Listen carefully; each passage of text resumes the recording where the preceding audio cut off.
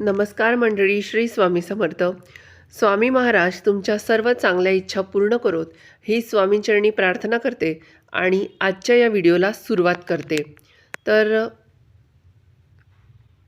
आजच्या व्हिडिओच्या माध्यमातून लिखित नामजपाबद्दल संपूर्ण माहिती तसेच स्वामींच्या प्रकट दिनानिमित्त 21 दिवसांमध्ये तुमची जर एखादी इच्छा असेल, संकल्पयुक्त किंवा फक्त मनशांतीसाठी संकल्प न करता लिखित नामजप तुम्ही कसा करू शकता, त्याचबरोबर ही वही भरल्यानंतर या वहीचं काय करावं याचे 5 ते 6 ऑप्शन मी तुमच्यासोबत शेअर करणार आहे. आणि सर्वात महत्त्वाचं, मासिक पाळी, सूतक, विटाळ आला तर अशा वेळेला काय करायचं, या तुमच्या सर्व प्रश्नांची उत्तरे या व्हिडिओच्या माध्यमातून तुम्हाला नक्की मिळून जातील. त्यामुळे व्हिडिओ स्किप न करता अगदी शेवटपर्यंत नक्की पहा. सर्वात आधी जाणून घेऊया की लिखित नामजप काय असतो. आपली इष्टदेवता किंवा आराध्य देवता यांचे नाव आपल्या मातृभाषेमध्ये एखाद्या चांगल्या स्वच्छ पुस्तकामध्ये, वहीमध्ये किंवा मग लिखित नाम जपाची जी पुस्तिका असते त्यामध्ये एखाद्या विशिष्ट संख्येमध्ये सतत लिहित राहणे याला म्हणतात लिखित नामजप. उदाहरणार्थ श्री स्वामी समर्थ महाराज, भगवान विष्णू, श्री शंकर भगवान, दुर्गा माता, श्री रामप्रभू, श्री भगवान श्रीकृष्ण, साईबाबा किंवा तुमचे जे कोणी आराध्य दैवत असेल त्यांच्या नामांचा लिखित नामजप करू शकता. लिखित नामजप केल्याने त्याचा प्रभाव हा त्या साधकावर, भक्तावर 1000 पटीने वाढतो. लिखित नामजप कोणत्याही देवतेचे आशीर्वाद प्राप्त करण्यासाठी, तिला आकर्षित करून घेण्यासाठी अत्यंत प्रभावी असे साधन आहे. आता बघूया की लिखित नामजप हा कसा केला जातो आणि त्याचे नियम काय आहेत. तर बघा, आपण स्वामींचा जप किती वेळा करतो यापेक्षा किती एकाग्रचित्ताने आणि मनापासून करतो यावरच त्या नामजपाचे फायदे आपल्याला अनुभवायला मिळत असतात. अस्थिर मनाने जर आपण स्वामीनामाचा जप 1000 वेळा केला आणि स्थिर व प्रसन्न मनाने एकाग्रचित्ताने फक्त 108 वेळा केला तर या 108 वेळा केलेल्या जपाचे फळ आपल्याला 1000 वेळा नामजप केल्या इतके मिळते. पण जर तुम्ही अस्थिर मनाने 1000 वेळा जप केला तर त्याचा तुम्हाला काहीही फायदा होणार नाही.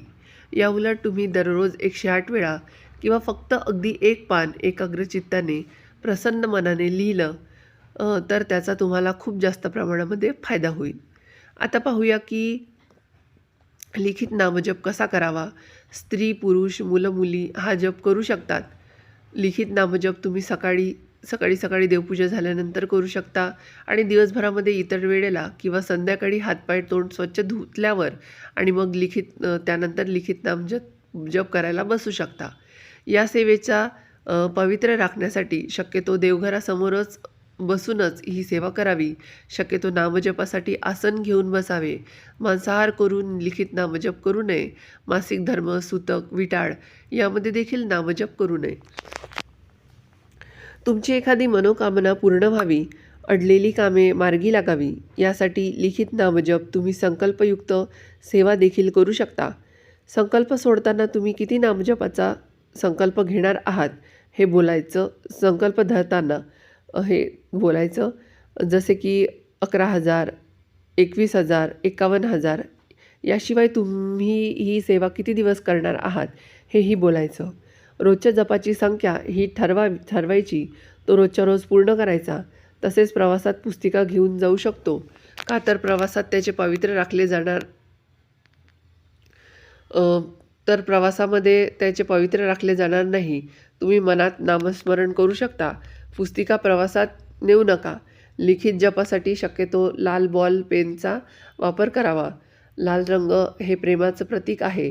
शिवाय लाल रंगामुळे मनाची एकाग्रता राखण्यास मदत होते. शाईवाला पेन वापरू नका. घाईघाईमध्ये नामजप लिहू नये. स्वच्छ आणि वळणदार अक्षरांमध्येच नामजप लिहावा.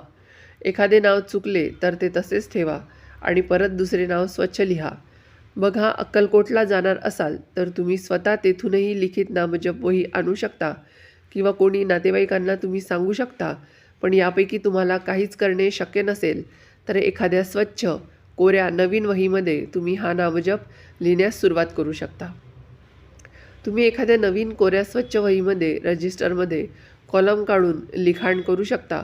शिवाय ते दिसायलाही नीटनेटके दिसते. देवतेचे नाव जर मोठे असेल तर त्याप्रमाणे कॉलम बनवायचा. नामजप लिहिण्याआधी मन शांत करायचे. घाई करू नये. मनावर दडपण आणू नये. काहींना नोकरी असते, व्यवसाय असतो, घरामध्ये लहान मुले असतात, घरामध्ये कामं असतात. त्यामुळे जेव्हा तुम्हाला व्यवस्थित वेळ मिळणार आहे तेव्हा ती वेळ ठरवावी आणि त्यानुसार जप करावा. प्रथम गणपती बाप्पाचे स्मरण करून स्वामींना नमस्कार करून नाम लिहिण्यास सुरुवात करावी. रोजच्या रोज 1 पान 2 पान लिहिणार अशी विशिष्ट संख्या ठरवून घ्यावी आणि रोज न चुकता नामजप पूर्ण करावा. काही महिन्यात नंतर तुम्ही रोजची पाने वाढवू शकता. या पुस्तकामध्ये प्रत्येक पानावर 108 नामजप लिहिण्याची देखील व्यवस्था केलेली आहे. जर तुम्ही एखाद्या दुसऱ्या वहीमध्ये नामजप लिहित असाल तर तेथे मोजून 108 वेळा नामजप लिहावा. जर तुमच्याकडे अधिकच वेळ असेल तर तुम्ही 108 वेळापेक्षा सुद्धा जास्त नामजप लिहू शकता. पण रोजच्या एका विशिष्ट संख्या ठरलेली असावी. आणि जर तुम्हाला 108 वेळा लिहिणे शक्य नसेल पण तुम्हाला ही सेवा करायची आहे तर तुम्ही 11, 21, 51 पासून सुरुवात करू शकता. तुम्ही जितका नामजप रोजचा ठरलेला आहे तो नक्की लिहा. अर्धवट पान लिहू नये. जप लिहिताना मनामध्ये श्री स्वामी समर्थ असा उच्चार करत लिहावे. नामजप कोणत्याही भाषेमध्ये लिहिता येतं. रोजचे लिखाण पूर्ण झाल्यानंतर तुम्ही ही वही देवघरामध्ये ठेवू शकता किंवा घरामध्ये इतर कुठल्याही पवित्र ठिकाणी ठेवू शकता. तुमच्या लिखित नामजपाच्या वहीची पाने खराब होणार नाही, त्यावर धूळ बसणार नाही याची मात्र काळजी घ्यावी. लिखित नामजपाची संकल्पयुक्त सेवा करताना आणि इतर वेळेलाही मांसाहार करून सेवा करू नये. आहार सात्विक ठेवावा. जर तुम्ही महाराजांच्या प्रकट दिनानिमित्त ही सेवा करणार असाल तर रोजची संख्या ठरवून घ्यावी आणि आधी सांगितल्याप्रमाणे संकल्प सोडावा. प्रकट दिनापर्यंत जर तुम्ही ही एक ठराविक संख्येमध्ये सेवा करणार असाल आणि ही सेवा जर प्रकट दिनापर्यंत काही कारणाने पूर्ण झाली नाही तर घाबरून जाऊ नये. महाराजांची माफी मागावी आणि प्रकट दिनानंतर सेवा पूर्ण करावी. नामजप सुरू करताना जो दिवस असेल त्याची तारीख लिहून ठेवावी. तर आता बघूया की लिखित नामजपाचे फायदे काय आहेत. जेव्हा आपण लिखित नामजप करतो तेव्हा आपले सर्व मनशक्ती त्या देवतेच्या नावावर एकजूट होते. नियमितपणे नाम लिहिल्यामुळे आपला श्रद्धा आणि विश्वास त्या देवतेवर अधिक मजबूत होतो. लिखित नामजपामुळे मनाची शांती साधता येते. मनातील नकारात्मक विचार, चिंता दूर होतात. अशा प्रकारे लिखित नामजप केल्यामुळे आपले विचार शुद्ध होतात आणि मनाची एकाग्रता वाढते. लिखित नामजप करत असताना व्यक्ती आपल्या विचारांना नियंत्रित करू शकतो. त्यामुळे आपण माळेवर करत असलेल्या जपापेक्षा लिखित जप करताना मन अधिक स्थिर. लिखित नामजपाची सवय मन अधिक स्थिर होते. लिखित नामजपाची सवय आपल्याला अधिक चांगले कर्म करण्यासाठी देखील प्रेरित करते. नकारात्मक विचारांपासून आपले मन लांब राहते आणि नकारात्मक विचार मनात आलेच तर मन न भरकटता लवकर त्यातून बाहेर पडते. जर लिखित नामजप हा 1 वर्षापेक्षा जास्त दररोज नित्यनियम एक विशिष्ट संख्येमध्ये करत राहिलो तर आपण आपल्या जीवनामध्ये मनासारख्या गोष्टींना आकर्षित करू शकतो. इतकी आपल्या मनाची ताकद वाढते. अशा प्रकारे सतत लिखित नामजप करत राहिल्याने आपल्याला भगवंताच्या नामाची गोडी लागते. आणि सर्वात महत्त्वाचं, जेव्हा आपण लिखित नामजप करतो तर तेव्हा आपलं नकारात्मक विचारांपासून संरक्षण होतं. आपलं मन प्रसन्न राहायला लागतं. बघा, बऱ्याच वेळेला असं होतं की आपल्या नातेवाईकांमध्ये असेल, मित्रमंडळींमध्ये असेल किंवा आपले शेजारी पाजारी असतील, त्यांचा एखादा शब्द आपल्याला असा लागतो की दिवसभर आपल्या मनामध्ये तीच गोष्ट घुटमळत असते आणि मग त्या दिवशी आपल्याला दिवसभर काम करावंसं नाही वाटत.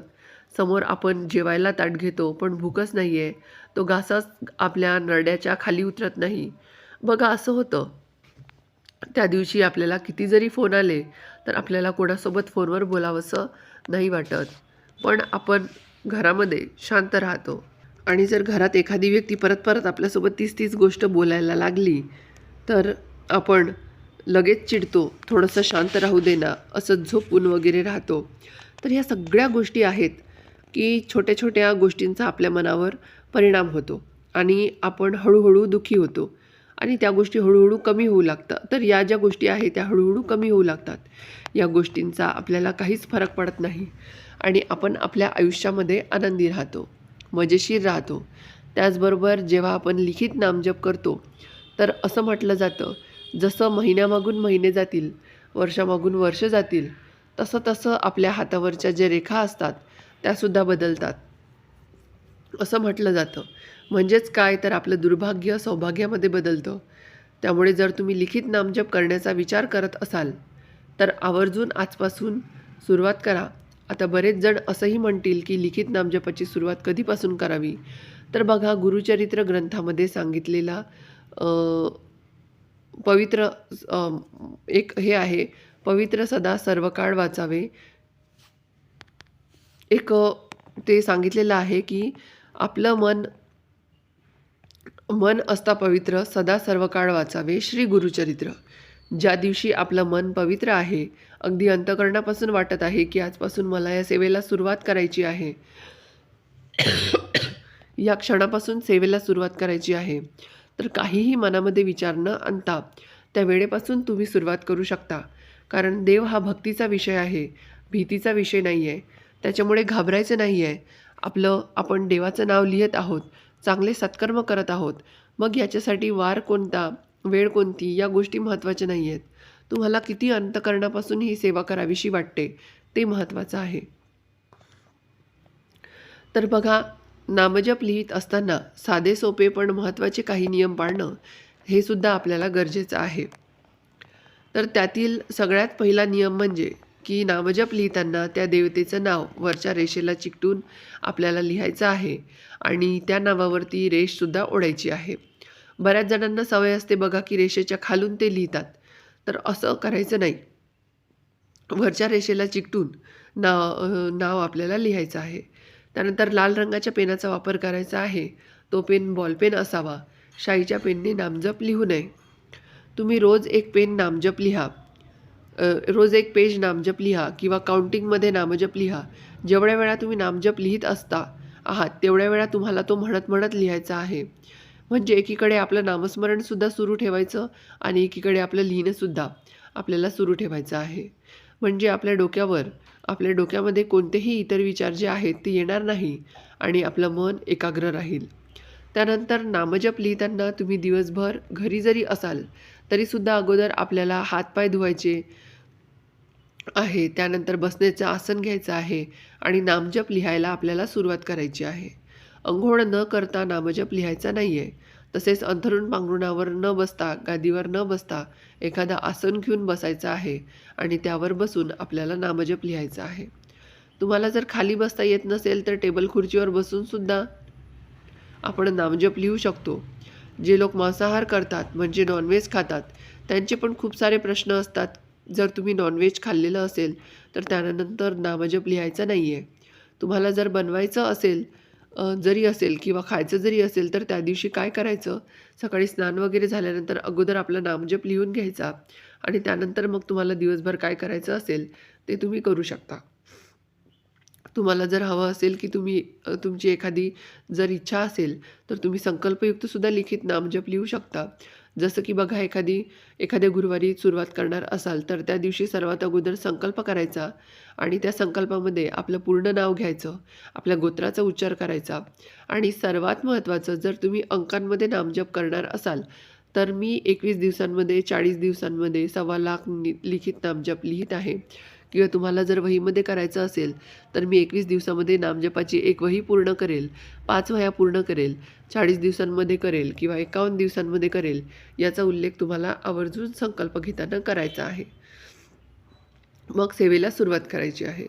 असं म्हटलं जातं, जर एखाद्या इच्छेसाठी तुम्ही संकल्पयुक्त लिखित नामजप सेवा करत असाल तर तेवढ्या दिवसांमध्ये आपली ती इच्छा पूर्ण होतेच. बऱ्याच जणांचे अनुभव आहेत आणि तुम्हाला संकल्पयुक्त ही सेवा करायची नसेल तर अगदी मनशांतीसाठी दररोज तुम्ही 1 पेज असेल किंवा 108 वेळा असेल, कधी वाटलं की नाही मला 5 पेज लिहायचं आहे किंवा 1000 वेळा लिहायचं आहे तर त्याप्रमाणे सुद्धा तुम्ही लिहू शकता. पण शक्यतो काय करायचं की हा नामजप लिहिताना आसन एकच ठेवायचं आणि जागासुद्धा आणि वेळसुद्धा जर आपण एकच ठेवण्याचा प्रयत्न केला तर याचे खूप चांगले अनुभव आपल्याला अनुभवायला मिळतात. कारण त्याच वेळेला त्याच जागेवर जर आपण दररोज सेवा केली तर तिथली जी एनर्जी असते ती त्याच वेळेला आपली वाट बघत असते आणि अशा वेळेला आपल्याला सिद्धी जी असते तर ती लवकर प्राप्त होते. तर बघा, आपण गावाला वगैरे कुठे गेलो तर ही वही आपल्याला सोबत ठेवायची.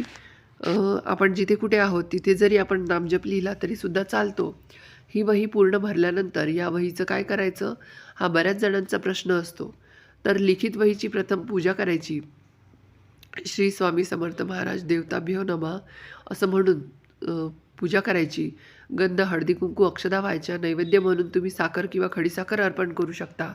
आता या पुस्तकेचे काय करावे तर सगळ्यात पहिला मार्ग म्हणजे तुम्ही समजा एक वही भरली, तुम्हाला 1-2 महिन्यामध्ये, 6 महिन्यामध्ये, वर्षभरामध्ये अक्कलकोटला जायचं आहे, तर तिथे गेल्यानंतर वटवृक्ष मंदिरामध्ये तुम्ही वही जमा करू शकता किंवा अन्नछत्रालयामध्ये जमा करू शकता किंवा समाधी मठामध्ये सुद्धा तुम्ही तिथे ती देऊ शकता किंवा 2-4 वह्या किंवा 5-7 वह्या आपल्या जमा झाल्या तर अक्कलकोटला जाण्याचा विचार करायचा आणि तिथे आपण मग या वह्या जमा करू शकतो.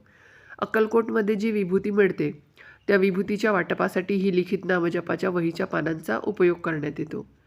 पण अक्कलकोटला जाण्याचा सध्या तरी तुमचा काही विचार नाही आहे, योग नाही आहे, तर अशा वेळेला तुम्ही काय करू शकता, तुमच्या शहरामध्ये किंवा तुमच्या एरियामध्ये, कॉलनीमध्ये जर एखाद्या कोणत्याही मंदिराचं काम सुरू असेल तर त्या मंदिराच्या पायाभरणीमध्ये या वह्या तुम्ही ठेवण्यासाठी देऊ शकता किंवा तुमचं स्वतःचं शेत असेल तर त्यामध्ये मध्यभागी तुम्ही खोल गट्टा करायचा आणि त्यामध्ये या वह्या ठेवून दाबून ठेवू शकता.